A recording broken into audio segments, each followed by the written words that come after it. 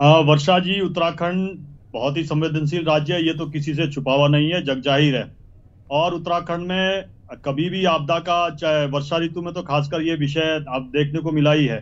मगर आपने जिस प्रकार से कहा कि भारतीय जनता पार्टी की कार्यशैली पर जिस प्रकार की टिप्पणी आप कर रहे हो, मैं आपको बड़ी विनम्रता के साथ वर्षा जी बताना चाहूंगा। हमने कई आपदाएं देखी है और खासकर कि हमने 2000 की सबसे विशालतम या जो विकराल जो आपदा थी वो भी देखी है।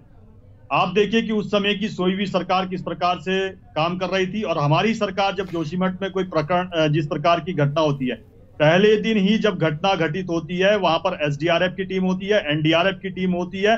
और वहां पर क्योंकि वो हमारा जो क्या है कि बॉर्डर एरिया भी है, जोशीमठ आगे जाके नीतीमाणा है, तो वहां पर जो भी हमारे जो सुरक्षा के जो बल थे, उन्होंने भी वहां पे स्थानीय लोगों की किस प्रकार से क्विक रिस्पॉन्स होना चाहिए था सरकार का, सरकार ने वो क्विक रिस्पॉन्स करते हुए और उन सभी लोगों को राहत कैंपों में ले जाया। और पहले दिन से ही उनकी जो जरूरी आवश्यकताएं थी, चाहे उनके भोजन की आवश्यकताएं, चाहे उनके शौचालय की आवश्यकताएं, बिजली की, तमाम वो, चाहे मेडिसिन हो, बच्चों के लिए दूध हो, ये तो सरकार का नैतिक दायित्व तो हमने किया था। मगर उसके साथ साथ एक सेकंड मैं आपको आता हूँ, उस पॉइंट पे भी आता हूँ। काम किया ठीक है, उसके लिए वाहवाही है, लेकिन अब आखिर क्या, क्यों सड़कों पर उतरकर लोगों को प्रदर्शन करना पड़ रहा है? क्यों वो राहत की मांग कर रहे हैं? यहाँ पर जब राशि स्वीकृत हुई है उसके बाद भी ठीक है, आपने उस समय जो काम किया वो सराहनीय है, लेकिन अब बताइए ना, इतना समय बीत गया उसके बाद भी राहत नहीं पहुंचाई जा रही है लोगों को।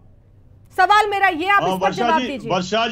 वर्षा जी 2013 में भी हमने आपदा देखी उत्तराखंड ने, और हमने 2013 से लेकर अभी तक पुनर्निर्माण के कार्य चल रहे हैं।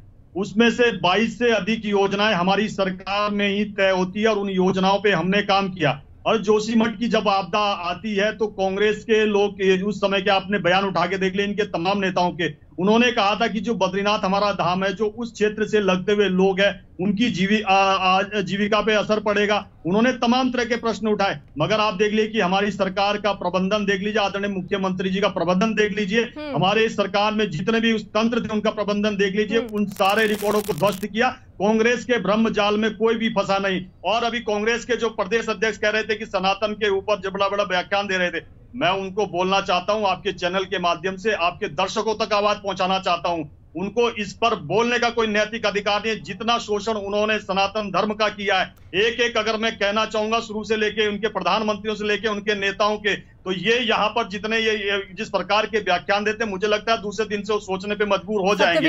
उन्हें देख ले कौन कौन से उन्होंने बिल नहीं लाए। मगर मैं कहना चाहता हूँ हमारी सरकार से, केंद्र सरकार, आप मुद्दे पर बात करिए। आप ये बताइए, आप जवाब दीजिए कि वहां पर लोग ये कह रहे हैं कि एक ईंट नहीं रखी हुई वहां, और आप कह रहे हैं कि उनकी सरकार में ऐसा हुआ, उन्होंने सनातन धर्म को लेकर जो भी है बयानबाजी की। इससे मतलब नहीं है, आप मुद्दे पर आइए, मुद्दे पर बात करिए कि आखिर क्यों वहां पर एक ईंट भी नहीं रखी गई। लोग ये आरोप लगा रहे हैं, आप इधर उधर की बातें मत करिए सर। मैं आपको ये वर्षा जी बता दूं, हमारी सरकार ने लोगों के साथ बैठकर ये भी तय किया है कि उनको कहां पर बसना है। हमारी सरकार ने वो भूमि भी चयनित कर ली है। हमें केंद्र सरकार से जो फंड आना था, वो फंड भी हमें 1658.17 करोड़ का फंड हमें वहां से भी आ चुका है। और जो एनडीआरएफ का जो वहां से हमें जो फंड आना था, वो भी हमें फंड आ चुका है। हमारी सरकार ने जो फंड देना था वो फंड भी हमने दे चुका है। अब कार्य बहुत तेज गतिमान से आगे चल रहा है। और मैं आपको बता दूं, हमने 2013 जैसी आपदा में, जहां पर हमारे वहां के लोगों की ये शंका थी कि यहाँ पर हमारी जीविका पे कितना असर पड़ेगा, वहां केदारनाथ में आप देख लीजिए आज रिकॉर्ड तोड़ रहे हैं। हमने वहां पर जिस प्रकार की व्यवस्थाएं खड़ी की है, ये बहुत चुनौती वाला कार्य था कि हिमालय जैसे सुदूरवर्ती क्षेत्र में इस प्रकार की व्यवस्थाएं करना। और यही नहीं, आपको ये बता दूं, 481 करोड़ की मदद से जोशीमठ से आगे हमारा बद्रीनाथ धाम है, वहां पर भी जिस प्रकार से मास्टर प्लान के तहत काम चल रहा है। हमारी नैतिक जिम्मेदारी है, उसका हम पालन कर रहे हैं। माननीय मुख्यमंत्री जी इसका पालन कर रहे हैं। केंद्र सरकार ने त्वरित कार्रवाई करते हुए, और यही नहीं, वहां पर 7 से अधिक वही तो मेरा सवाल है कि जब आपके पास 1400 करोड़ रुपए आ गए और आपने भी कह दिया